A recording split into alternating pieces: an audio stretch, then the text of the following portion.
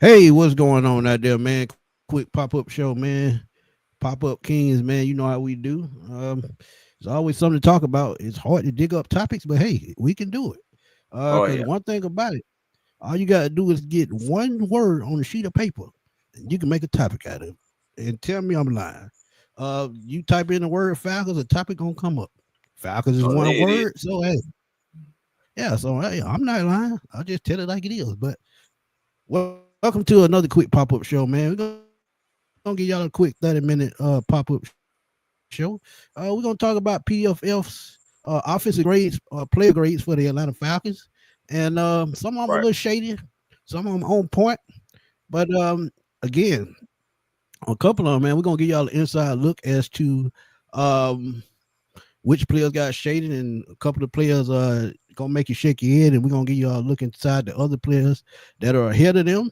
And we just gonna keep it rolling, man, like we do, man. But shout out to the chat, man. Thank y'all for tuning in, man. Yes, sir. What's My good, boy Robert fellas? Blackman checking in. What's good? What's Make way good? sports, what's good? 82, what's good? It's King good. Richie, what's good? And see, we can see y'all on Ron, the screen now, so we ain't got to keep going to the comment box. not all the time. But No, no. yeah, man, tell the people what's up so we can get this thing going. Hey, man, like you said, man, we're gonna go over a few things, man, a few grades, man. Kind of react to them. Are they far fetched? So are they spot on? We're gonna get into all of that, man. But as always, man, happy to be right in front of good old Falcon fans, man. The Falcon faithful. It's always great to I'm saying, talking Falcons football. Had a very entertaining weekend this past weekend, and ran into one of our favorite Falcons this past weekend as well, man, at the UFC event. So it was great, man. It was I just mean, all I forgot to tell you to send me that picture so I can throw it up on the screen for Uncle Lou, man. But oh you yeah, you met man. Uncle you met Uncle Lou already, so everything on point. Yeah, I had sent it But to him. He was like, "Hey, there we go." And I was just like, "Yeah, man. Yeah, good, man. Good seeing old Tyler at that Tony event." Wright, what's good, my dude? Zay, what's good, my dude? What's Zay in the good, bad, man. family? Y'all go check out Zay in the bad, man. He on YouTube doing his thing, man. Growing every day. So y'all please go check him out on YouTube. Yes, sir. Baltimore's finest, man. Doing his thing. But we're gonna get this thing rolling, man. If y'all want to know exactly what we talking about, we finna show y'all Let's right do here. it. PFF rankings. If y'all see it right here, 2024 projected stars for this season. Mm, Michael Penix, Bijan Robinson, Tyler Allgeier, Drake London, Darnell Mooney, Kyle Pitts. Y'all see that number? We're gonna talk about that in a quick second. Jake Matthews, Matthew Bergeron, Ryan Nuzil, not a surprise. Christian Landstrom, not a surprise either, because he's actually one of the best offensive linemen, not just guards, man. offensive linemen in the league at 93.5. Right. And I think it was 2023. He was the top rated lineman the entire season. Even though the Man. Falcons, 7-10, still one of the top linemen in the league. So he was a steal. And I remember when we Oh, drafted him, yeah. fans were pissed about it. They were like, man, why the hell we Well, taking a guard at number my 14? thing is, remember, if my thing is, I still feel like to this day, if Javon Kinlaw was there, I feel like we were going Kinlaw. I But agree with I that. am, I agree with but that. I am so happy we have Lindstrom. Boy, We talking about somebody saving who's grace. top four. We talk about somebody who's top four, top three, and he not 4 or 3. Right. So, so Exactly. I'm just saying, And the crazy thing about that, the guy next to him was drafted in the same draft at the bottom right? of the first. And his numbers, they're not where we want them to be. But I guarantee y'all, Chris Lindstrom, I'm sorry, Caleb McGarry improved vastly last year against the pass blocking and passing. The pass blocking, he got better. Right. So can he grow on that, and can he extend his time in Atlanta if he has another good season? I feel like they could re-sign him again to another 3-year deal, because one thing about it, yeah, he's about what, 29. He's a little bit older. He was a little bit older coming into the league, so he's about Mhm. 29, but he still has a good 5 years, 6 years left. So and like I And said, he he did play well at the end of the last year. We got to give him his credit. right, I mean, his right. name was not He being called. It's a good thing when your name is not being called. Yeah, he's been vital. He's been vital to the run game. When you look at his ranking as far as a run blocker, He's top five, and nobody would think that because we always think of him as being the poor pass protector. But again, he got better at that, and his PFF grade ended up at 73.8. But we're gonna start at the top of 87.5. And that's crazy because Penix and London had the same grade at positions. But Penix at 87.5, and it's no surprise. And he's 23rd actually, and he's last tier. And I think they have it listed on PFF as young quarterbacks who have promising range and who showed flash or something like that. But Mm. 87.5 to me is pretty fair for Michael Penix. One, because he only played in 3 games and they saw what he could do in 3 games. So they saw the flashes there. And that's fine with me. But can he grow on that? Can Zach Robinson help him grow on that? Because I just feel like if he assert himself and Zach Robinson assert himself the way they're supposed to, I feel like Penix could probably be to me, and I'm gonna just say it, top 15 quarterback. I'm not gonna go top 10 just yet. If he assert himself and everything falls into place with the play caller and the clutch, we talked about it coming through in the clutch, which I think he can do. Because as you looked at his time at Washington, yeah, he had a bad game against Michigan, but Michigan was an NFL caliber defense with an NFL coach. So that team could have shut down anybody. I don't think nobody would have stopped that team from Michigan that year. The way they were running the football, controlling the clock, playing defense, forcing turnovers. Jim Harbaugh just had that Michigan team going. And I will put some stock into it, but I can't put too much in there because you got to think Michael Penix wasn't the only person playing on the field that day. So I put some stock, but not all. But what do you think about 87.5 for Michael Penix? And y'all in the chat, y'all can chime in as well. But 87.5 for Michael Penix, what you feel like? What's up with that grade? To be honest with you, I feel like it's more than generous. Because I was honestly not expecting something like that. I was expecting somewhere, honestly, maybe like what Jake Matthews may have or Caleb McGarry, just because we're the Atlanta Falcons and most people do kind of hate on Michael Penix. So, I mean, just Atlanta Falcons, period. So I feel like this is more than generous, since starting off with an 87, something that can be built off upon. And I believe that he can raise Right. that to a 90 and beyond. He has the tools. We've seen it. It's just like you look at Desmond Ritter's sample size, so I hate to bring him up, but you look at his sample size and you look at Michael Penix sample size, and even though Michael Penix had like I think one less game, you still feel like you've seen more potential. You still feel like you've seen the ball with the zip. You've seen the confidence. You've seen what could be. Did he miss throws? Of course he did. Did Yeah, Desmond he's miss young. throws? Of course he did. So it's just like, again, like you just said, he's young. My thing is he has so much room to grow, and the upside is evident. It's clear as Right. day. So, like I said, to start off with the 87, that is very fair. And I believe that honestly, I actually kind of got to give a little kudos to PFF because normally they don't give good grades like this. But I To just young believe that quarterback. they see, but I believe that they see what we see, the potential and what could be, man.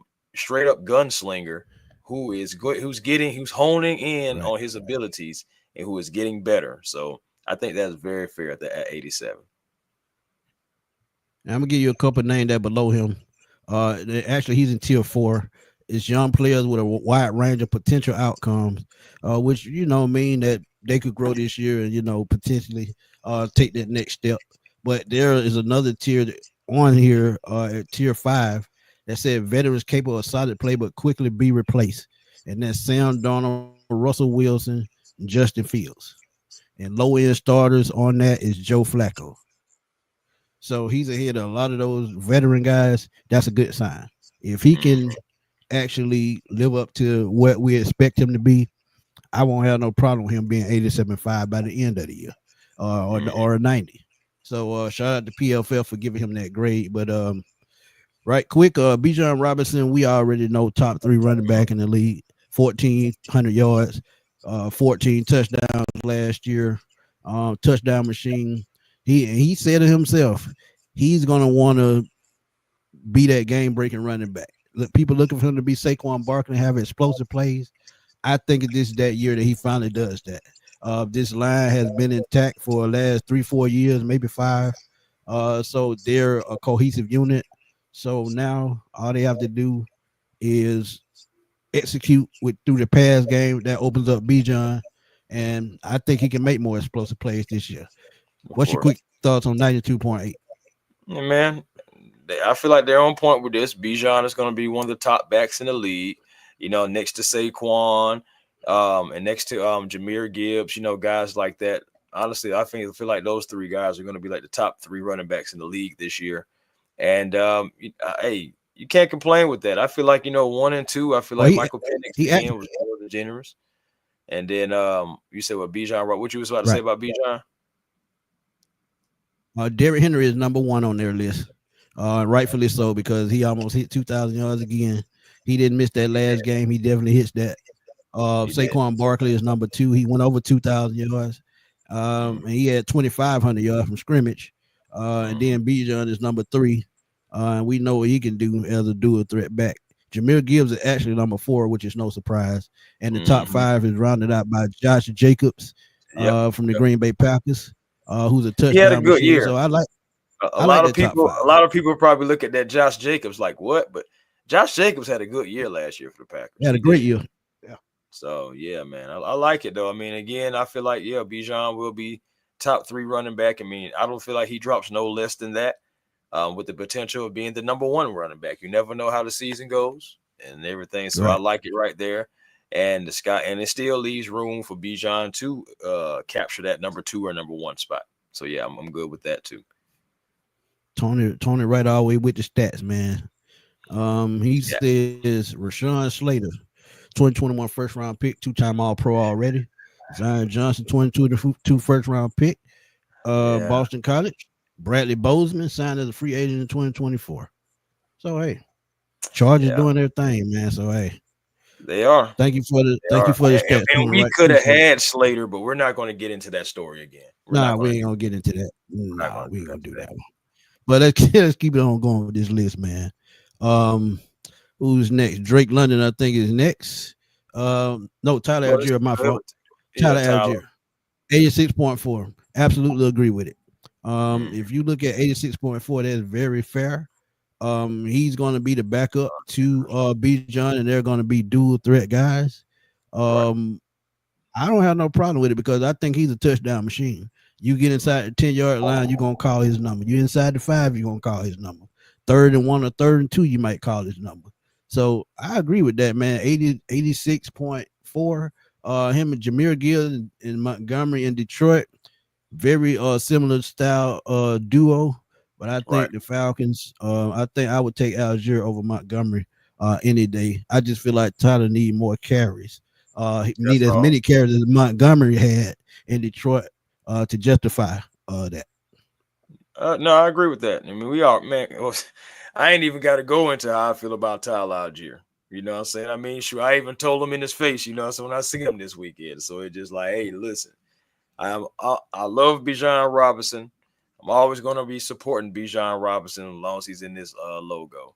But Tyler Allgeier is definitely like a guy that I was happy with before we even got Bijan. So that dynamic duo, and let's just say this: Tyler's ready for the season. Tyler's ready for the season. You know what I'm saying? The Bijan's ready for the season as well. Again, so as close as we get into it, these guys are gonna be chomping at the bit because they know what we have. They know about. I'm telling you, I would not want offense. It's on the way. I would not want to tackle that dude. I'm just saying. I would not want to tackle that dude. But give you a little bit more in depth before we go to the next one. He's ranked number 22 on running backs, and he's behind David Montgomery, probably because Montgomery had more yards and more touchdowns. Mm-hmm. So and let's think about this too. The Lions were a good team last year. Right. Alvin Kamara is ahead of him. Aaron Jones and these guys, but Tony Pollard in Tennessee is ahead of him, which I don't agree with. Tony Pollard? He did not even have. But my thing is, bro, take this with a grain of salt.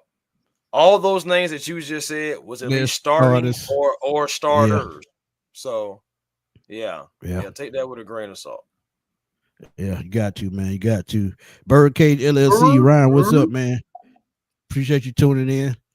Like you said, hit that Mhm. like button, man. Hit that subscribe button. It's free Please, 99. please.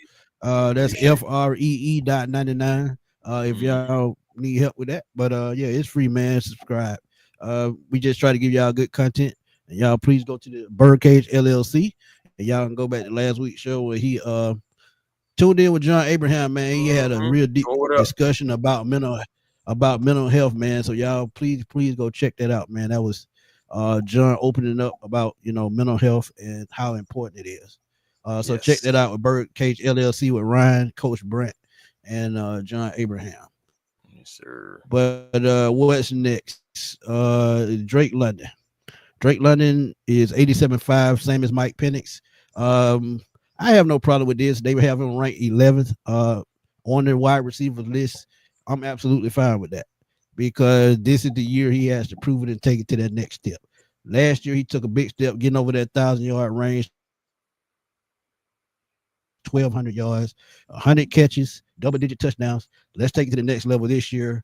Another 100-catch season, 1,500 yards, 12 to 15 touchdowns.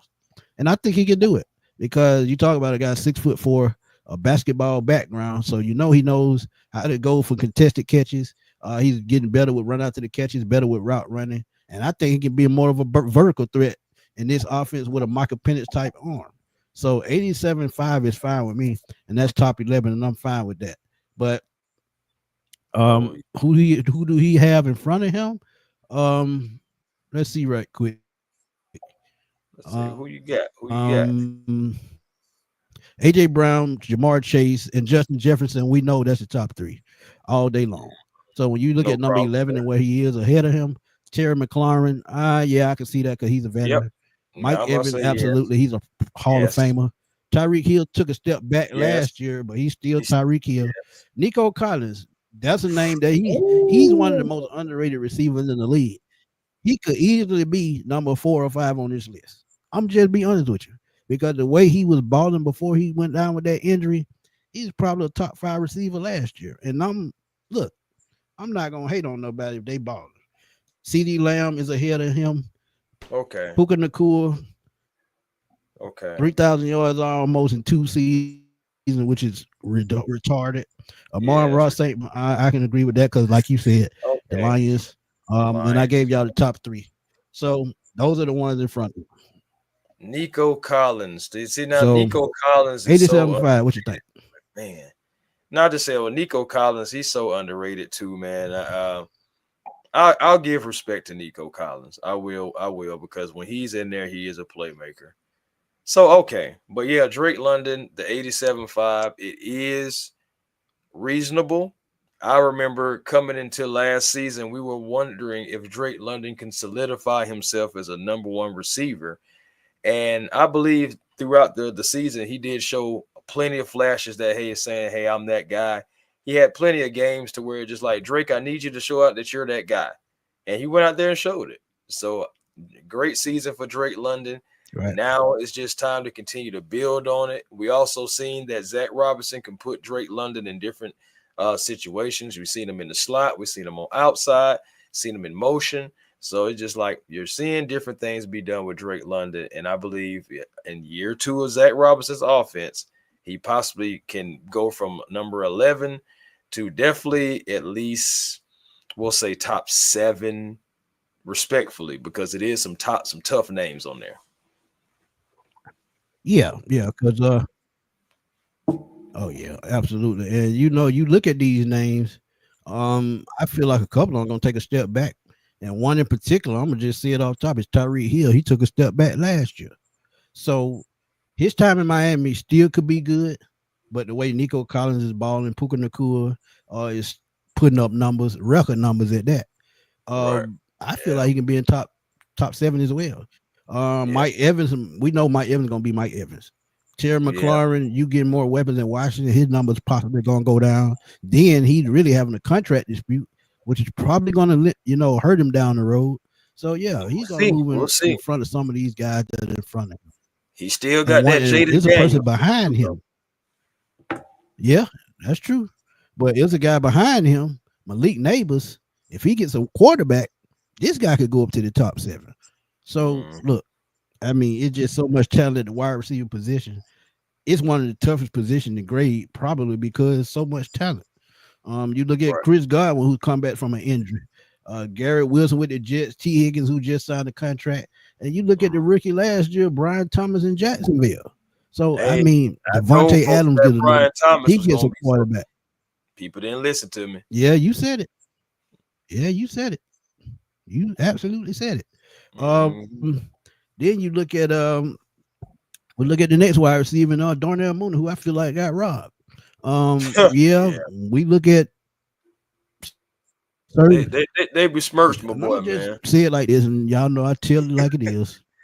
Um, I think part of it was um he dropped a good little bit of passes last year. If he doesn't drop as many passes, he's easily over 1,000 yards. He only missed 1,000 yards by 8 yards, I Eight think. yards. And let 8 me make yards. sure. Yeah, 8 Bro, yards. 8 yards, So a bro. couple of All he them needed was drops. a first If he down, and he makes was a at thousand least yard receiver. Crazy.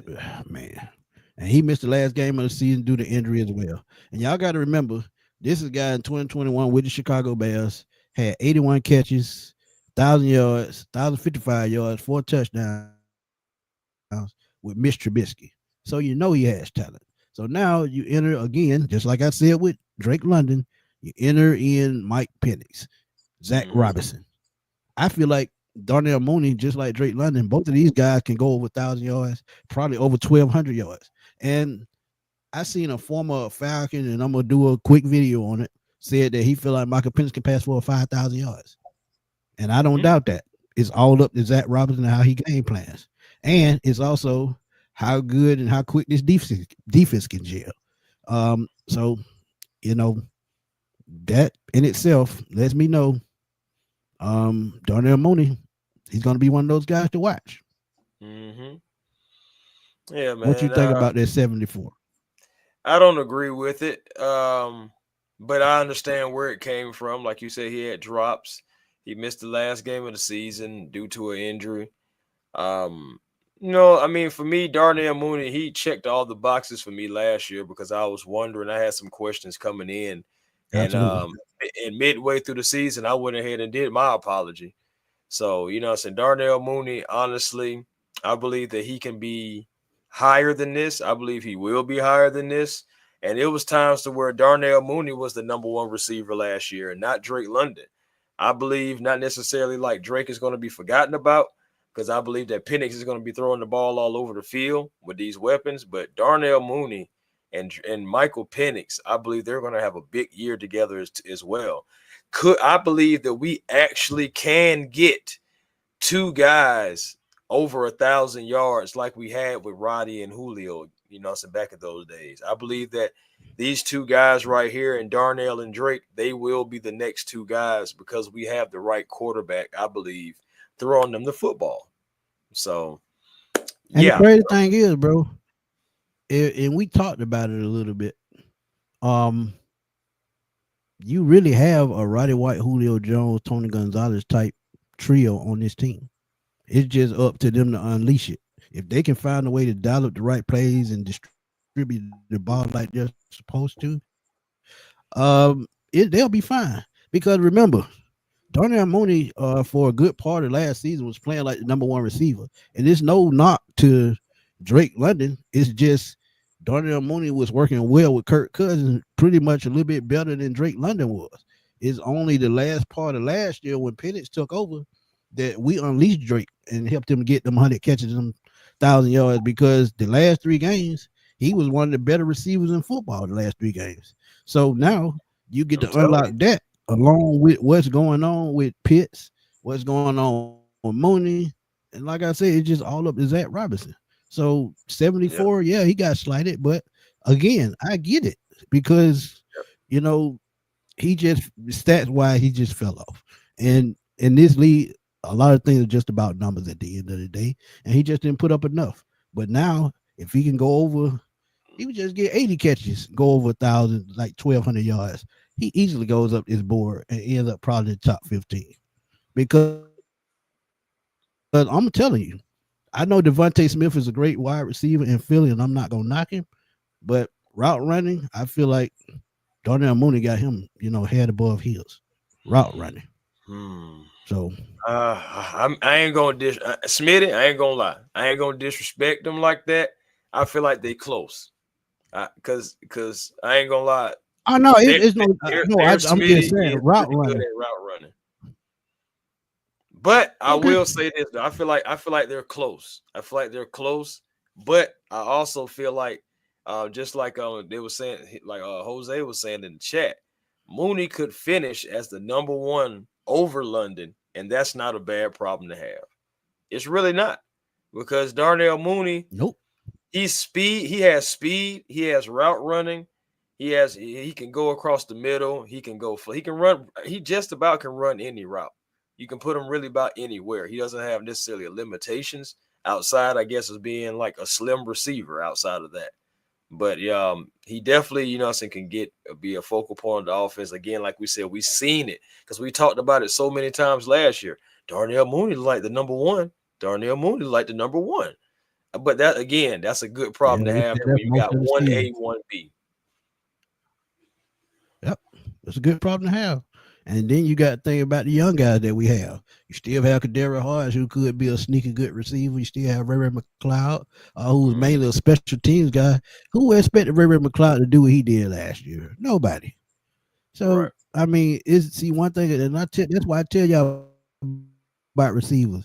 Year to year, you just don't know what kind of production you're going to get. Because as I told y'all, even Harry Douglas had 1,000 yards in the season. Is it wide receiver just one of those positions you just can't predict because anybody at any given time can go off. But Right. let's get to the interesting one. Mr. Kyle Pitts, 59.6. Don't make me laugh. Bruh, look, I'm telling you. This, and somebody in the chat said it. Let me go find it because I know somebody said it. That Pitts got exactly Debo. Debo said his grade accurate. And you can't knock him. He absolutely right. Because Kyle Pitts was so up and down last year. And as we talked about, he make a lot of business decisions, and Seesaw. rightfully so. But it just like Drake London, this is your time to show up because this is going to determine your future in Atlanta. I'm gonna just keep it real with y'all. If he has another season with just 600 yards receiving and under 50 catches, he gone. I mean, a number 4 overall pick, you can't get that kind of production. Now, down the stretch, as we said, just like we said with Drake London putting up those numbers, Kyle Pitts started to show up as well. Why? Because you had a strong arm quarterback that get him the ball in the red zone. And this has been his biggest problem throughout his time in Atlanta. We talk about his touchdowns. 1, 2, 3, 4. Ended up with 10 altogether the first 4 years. That's not going to cut it as a number 4 pick. So now you go back to the drawing board, do what you need to do to pick your game up, get in the film room, get on the practice field, work overtime with the quarterback, do what you need to do to build up that chemistry and that trust with Michael Penix. And that's the only way I feel like, he can pick himself up off the ground because 59.6 is a disgrace. But right quick, tell me what you think. Yeah, I mean, I can't complain about this grade. Like you said, up and down. But my thing is, it wasn't all on Kyle Pitts because there was no connection between him and Kirk Cousins. I preached that all year last year. Like you just did not see it. There'll be times to where he may look at him, then go away from him. Now, Kyle Pitts, his route running, we already know. His effort, we already know about that too. But it was two negatives. You have the route running and you have the effort, and then you have the disconnect and the lack of trust with Kirk Cousins. So you had two negatives trying to create something positive that just couldn't happen. It's supposed to in physics, but it just didn't happen. So it just I can't disagree with that Right. at all. But all Kyle Pitts has to do is come out and perform. Come out and perform and show us exactly, what we drafted at number 4, outside of 2021, because at the end of the day, let's just admit it, Kyle Pitts was like the only real target. We had Olamide Zaccheaus, Russell Gage, stuff, guys like that. So Kyle Pitts was the only target. Now we have to see what he can do when the room is crowded. This year is the year. Michael Penix believes in him. I believe in Penix. I believe that him and Penix have been well. Penix has been working with all his receivers, but that connection. That's what we're looking for. Matt Ryan, regardless of who we had in the locker room, Matt Ryan did find a connection with Kyle Pitts. So now we're looking for Michael Penix to find that same connection or better, so we can be able to benefit off of it.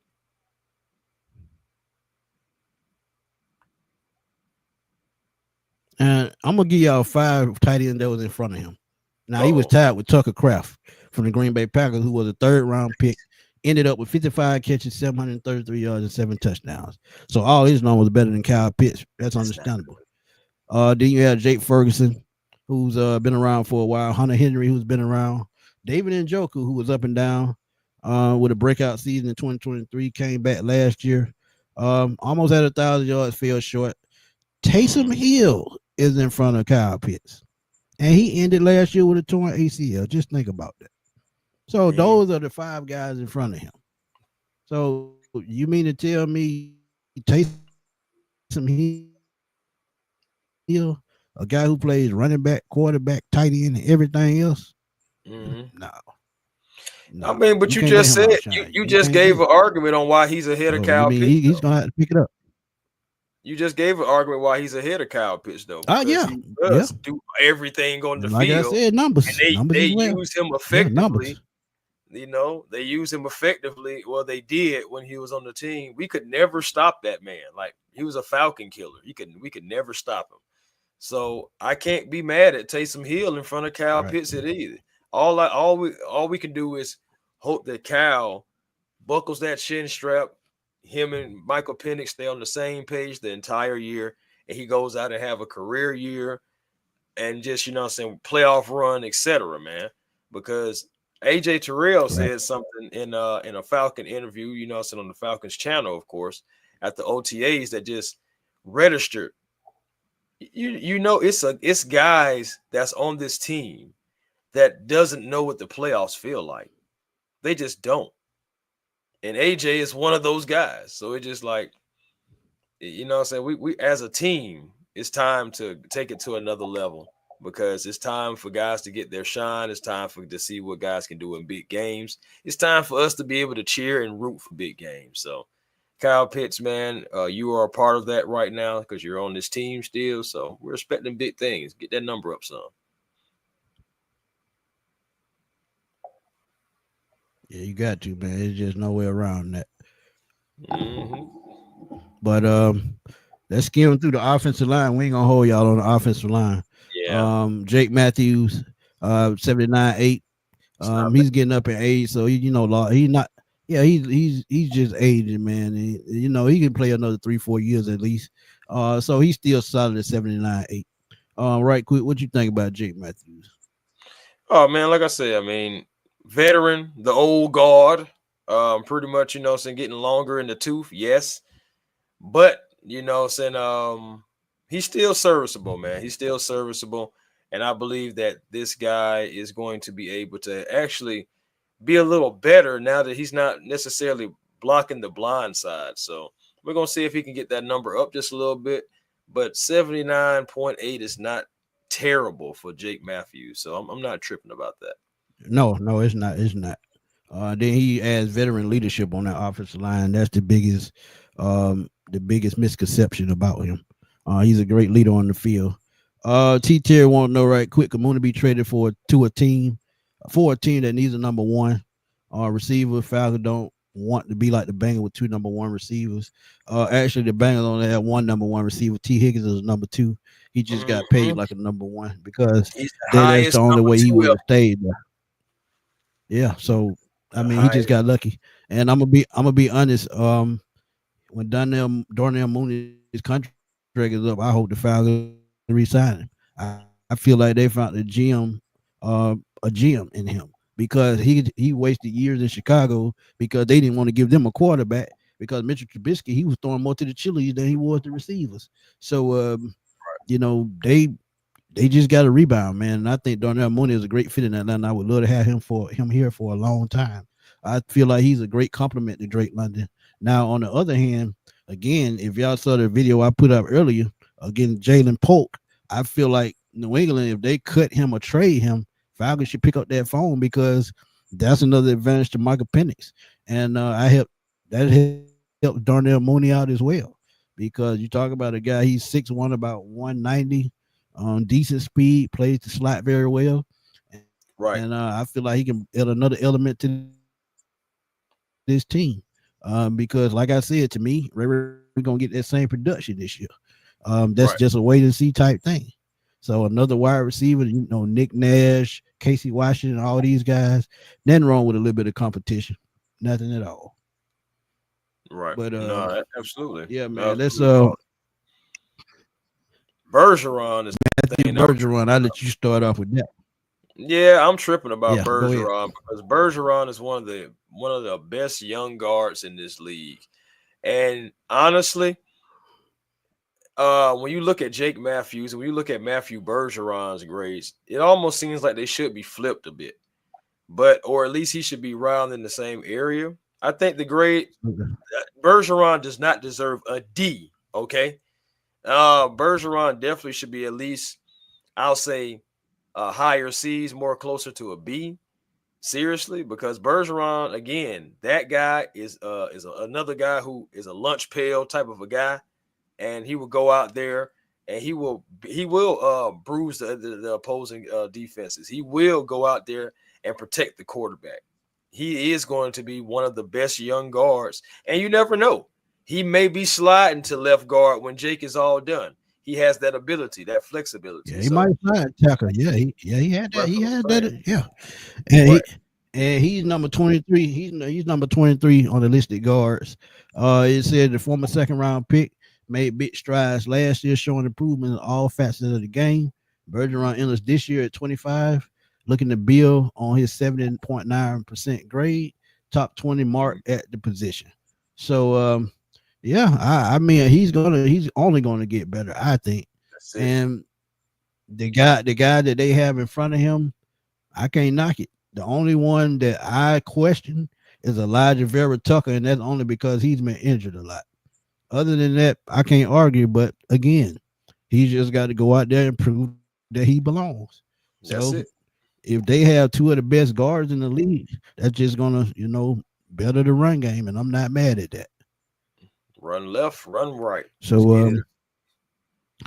let's get it. But Ryan Newziel, we knew this was gonna be low. Yeah, he started games last year at center, but he's replacing Dahlman, so Right. he got the low numbers. Not a Of surprise. course. Hopefully he builds. Hopefully, and this is what I'm praying on. Lindstrom and Bergeron help guide him and pick him up and help take him to the next level because he's a tad bit undersized for a center. But at the same time, he has all the tools, the toughness, the feistiness to play the interior of the line. So I feel like he's gonna grow as much as Bergeron and Lindstrom take him because we all know when you have a a young center or a guy that hasn't started much, it's going to take those two guys on the side of you to help you pick your game up and take it to the next level. That's in any Right. sport. So, right Right. quick with Ryan Muzel, tell me what you think. No, I mean, just again, like I said, I mean, not surprised about that. You think about it. He came in because Dahlman got injured, and we knew that when Dahlman was healthy, he was going back to the bench, which is exactly what happened.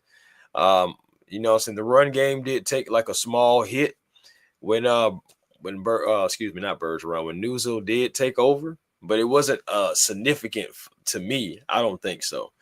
Like maybe you lost like 5 extra yards, maybe 10 extra yards or something like that between Newzel and Dahlman. But ultimately, this is the guy who worked with Michael Penix the most. This is the guy who knows Michael Penix. Michael Penix knows him. I feel like chemistry is so underrated in sports. And the fact that these two at least have some chemistry together gives the Falcons hope. And you heard it and seen it. And Right. then, like, if you guys had tuned in with when we did Daniel Flick, when us and Daniel Flick was on, he was saying that the Falcons believed in Newsile from the beginning. Even before he was signed, they still believed in Ryan Newsile. So at the end of the day, he just got to come in as a full-time starter and just better the numbers because these numbers are just because he wasn't a full-time starter, honestly. Being behind Dahlman, I'm pretty sure if you look at the list, I'm pretty sure Dahlman is ahead of him, and I'm pretty sure his grade is more closer in the 80s or so. So Yeah. just got to take it with a grain of salt. Yeah. It's all about reps with him, man. Once he gets those reps up and his offensive line with that the way they run block, his numbers are gonna go up tremendously. Easily. I think by mid season he's probably gonna be probably in that top 20 range when it comes to centers. Because one thing about it with the numbers, you can't argue numbers. You just can't. But Chris Lindstrom don't even really got to talk about it like I said. To me, he's going to be a Falcon for life. And we don't like to throw that around because of what's happened to these receivers in the last decade. But with Lindstrom, he's got to be a Falcon for life because of what he's done. Just like Jeff Van Note, just like Mike Ken, Bill Fralick, and those guys. He's just got to be one of those guys that's a lot for this team. And honestly, on the pace he's on, he's probably going to be a Hall of Famer because he just does his job so well. And that's all I have to say about that because you really don't have much to say because we know who he is and what we getting out of him. But go ahead. I told you, man, this guy is top 5, and he's not 5, 4, or 3. So that's really all the thing I got to say about Chris Lindstrom, one of the best guards, if not the best guard in the league. I know you can make arguments for other guys, not many though, but Chris Lindstrom definitely a book. I know that we say bookends on the defensive end, but we're talking about an anchor for the offensive line. Chris Lindstrom. All day, every day. And finally, last but not least, Mr. Caleb McGarry. We talked about it. 73-8. That's fair for him because he's had ups and downs as a pass blocker. But when it comes to run blocking, he's probably in the 80s, and rightfully so because this offensive line, when it comes to run blocking, they had one of the best offensive line coaches that nobody talks about, Dwayne Left. He does this thing. Yeah, Jake Matthews is number 20 on the list, but at the same time, he's still doing his job. And with Caleb McGarry, you have tackles like Ronnie Staley, who's been injured a lot, but still one of the top tackles. Darnell Wright, young tackle in Chicago. Rob Havenstein, who's been around with the Rams. You have guys that are veterans that have been around that, have produced. But Caleb McGarry comes in at number 30 and 77.6 run blocking grade, which is pretty good, but I feel like it should be higher. But even back in 2022, he had an 86.6 overall grade. But you know what we talk about with that pass blocking, that dropped his numbers. So his 63.8 pass blocking grade placed him 56 last year, which is pretty awful. But I feel like, again, just like they did last year with Warner, they're going to put help on that side and help him out. But hopefully he can pick it up pass blocking. But when it comes to run blocking, he's key to this offensive line. So I feel like that grade is very fair. Right, man. Again, Caleb McGarry. Of course, that's the strong side when we're talking about running the football. You can't. Caleb McGarry has come in, of course, right next to Chris Lindstrom. That's the side that we like to do. Caleb McGarry. Honestly, again, I go back to the end of last year. Caleb's name wasn't being called. Caleb had good pass blocking, good run blocking. He was a complete player, regardless of the struggles in the beginning of the season. After the bye week, Caleb McGarry was a better football player. And, the 73, I'm cool with the 73, but I definitely believe if Caleb can just, stay consistent, Caleb can be a consistent 80, high 80, 85, 86 grade, on a consistent basis. I believe he has that ability. He just has to continue to show what he's shown at the end of the last season. And again, his name was not being called. I know the thing, because the thing about it is, for me, I know I was looking at him a little bit more after the whole Kirk Cousins thing, because he did get trucked, but it wasn't him getting trucked. He really got tripped, and then so that's what happened with the whole thing with Kirk Cousins and his shoulder. So you start to watch him more. He is being solid in pass blocking. He is being solid in the run game. Still running out that outside zone run with those two anchors, and McGarry and Lindstrom. So, guys, I'm just being honest. I think that Caleb McGarry can still take another step. I know that it's a lot of big shoes to fill this year. I can't even say big shoes, a lot of responsibility. My mistake, because he's guarding the blind side of our future. And he was one of those. He's one of those older. He's one of those older rookies as well. So, Right. he has a little bit more age, and I think he's a little bit closer to 30 now. So, he still has a good years left. But like I said with Dwayne Ledford, I feel like Dwayne Ledford can still take him to another level, and I just hope he finally gets that pass blocking under control, because guess what? As we've talked about, he's blocking Michael blind side. So we need that blind side to stay stable for Mike Penix to take that next step that we need from a rookie from a second year quarterback. So Right. PFF, man, for the Falcons offense, we're gonna look and see if they're gonna do defense, and we'll bring y'all that Oh yeah, show we'll do that. sometime down the road. So we'll break that down, because I feel like that's going to be a lot of surprises, more surprises than we had on this one. Because trust me, the Falcons really rebuilding on defense after losing a couple of key starters, but they did retool well. So we'll see how it turns out. But give us your last thoughts before we get out of here. Hey man, last thought says to get ready for Falcons football. More importantly, get your affairs in order, man. We have fan training camp. For those who don't know, if you've been under a rock or something, the Falcons have 11 dates for us to choose from to go one time, two times, three times, all times if you want to. Going out there to Flowery Branch, supporting those Atlanta Falcons in training camp. Can't wait to go out there myself.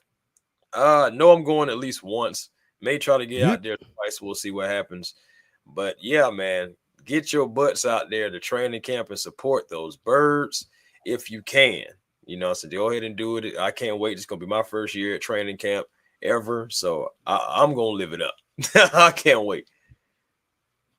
And we're gonna have some fun, man. I had a blast last time I went in 2023.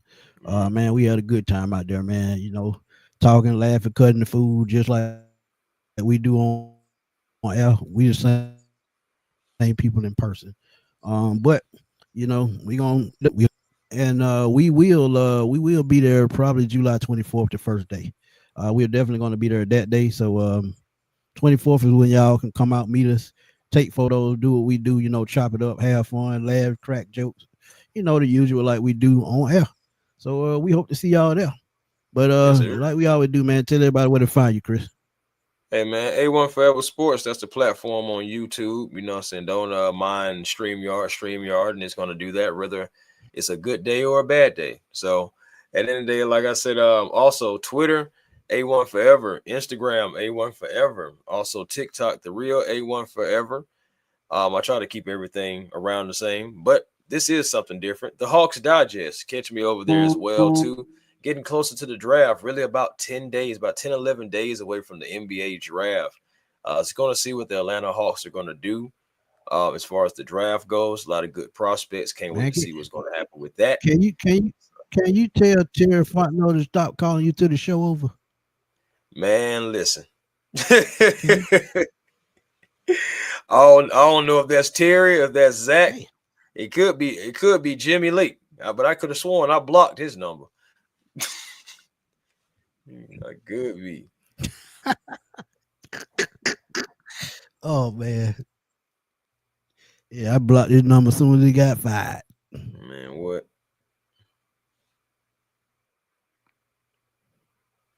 But yeah, man, y'all know where to catch me, man. Smitty Sports Machine on YouTube, at Fatboy Chanel _21 on Twitter. NFC South Roundtable, catch me during the season. Tuesdays at 7 p.m. on NFC South Roundtable on YouTube. But StreamYard again, that's why that's why my logo up there. Yeah, Cause man. they keep freezing up on me and we getting kind of a delay. And we apologize for that. But again, man, we always have fun bringing y'all these shows, these quick pop up shows, 30 minutes to an hour, and we want to go 30 minutes, but we ended up at 50. So we ended up with a high of like 175 people watching the show. We truly appreciate it, and everybody watching from YouTube, everybody watching from Twitter. Thank y'all for joining us, man, and Yes, sir. we're gonna keep bringing y'all the news because one thing about it, it's gonna always be news out there. But for my boy Chris, this your boy Smitty, and we're gonna holler at y'all soon, man, on the flip side. Peace. Peace.